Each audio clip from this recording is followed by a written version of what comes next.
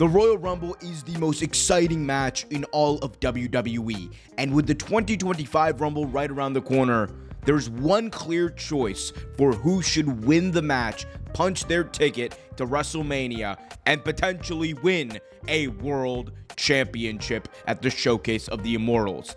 And that person is John Cena.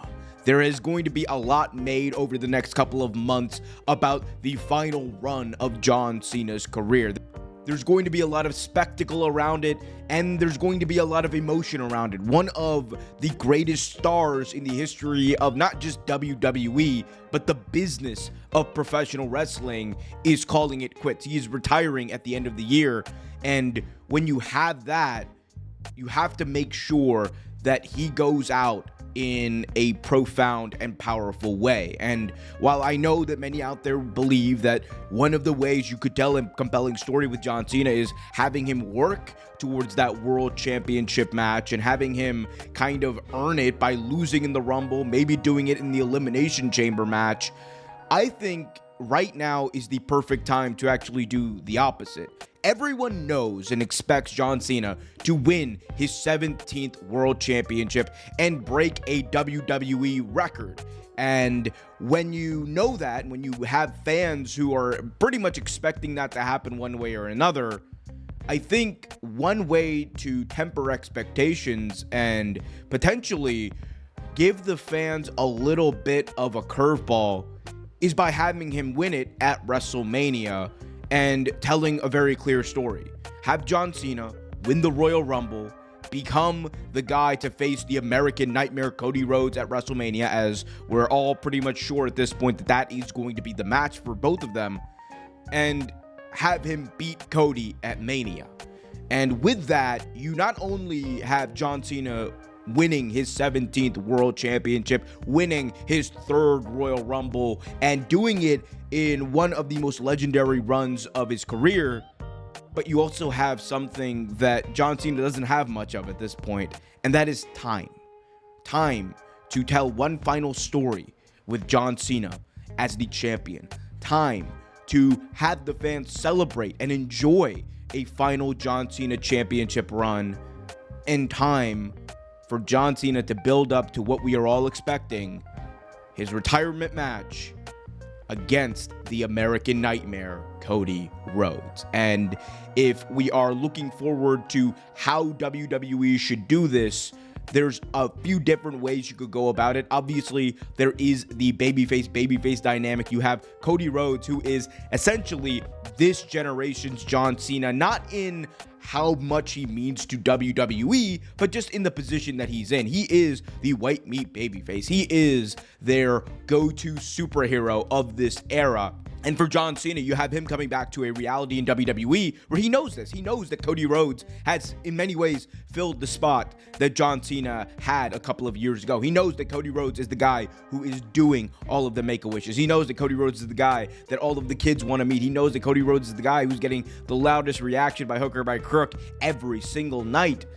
And because of that, I think these two together in the ring, it is just a recipe for awesome professional wrestling, and it's a recipe for spectacle, which we all know WWE is all in on the spectacle that is these big moments, that are these big images that they have portrayed on their TV.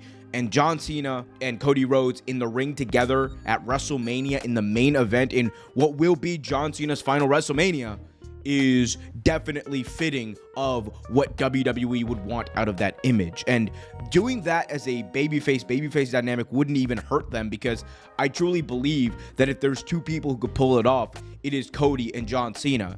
And one thing we know about Cena in his later runs in WWE, he's not afraid to toe the line. He's not afraid to say things that, earlier versions of John Cena would not say. He's not afraid to roast his opponents. He's not afraid to go out there and potentially roast other baby faces. Go back and look at the promo battles that he had with Roman Reigns back in 2017 when they were both baby faces. One of the reasons that build-up was so great was because John Cena called a spade a spade. He called Roman an industry plant. He called Roman exactly what fans had been saying about him, and in many ways, he could say the same thing about Cody Rhodes. You could say that while Cody's doing it now and he's got all of this hullabaloo and hoopla about him, at the end of the day, John Cena was the guy who paved the way for a guy like Cody Rhodes. And there's definitely a story to be told with both of them as baby faces.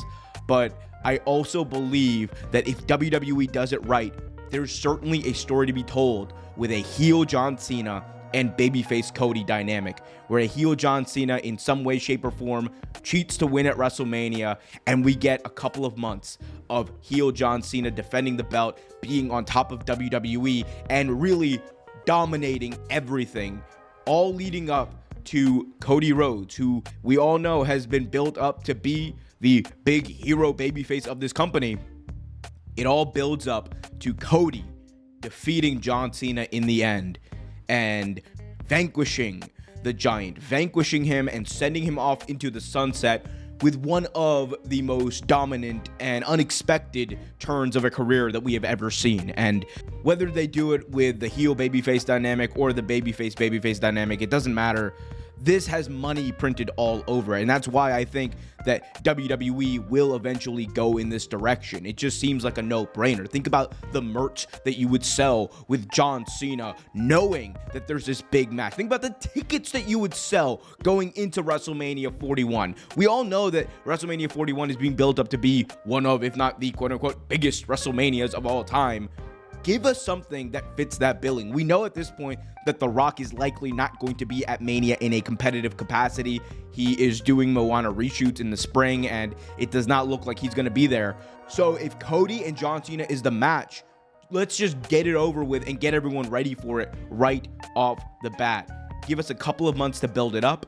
Give us a couple of storyline threads in between, and let's give this a full go. Because at the end of the day, we only have one chance to book John Cena's final run. And as many fans over the years have kind of changed their opinions about John Cena, it also would be nice for John Cena to win the Royal Rumble when he's in a place where the fans are legitimately behind him.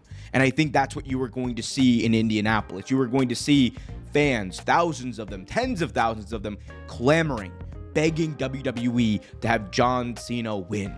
Whether they're young fans who understand that John Cena is such a big deal because of what they've heard, or it's older fans who now appreciate what John Cena is now that he's about to leave forever.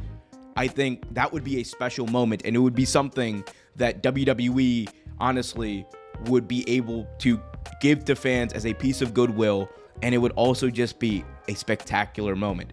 But will John Cena win the Royal Rumble in 2025? I guess we'll see.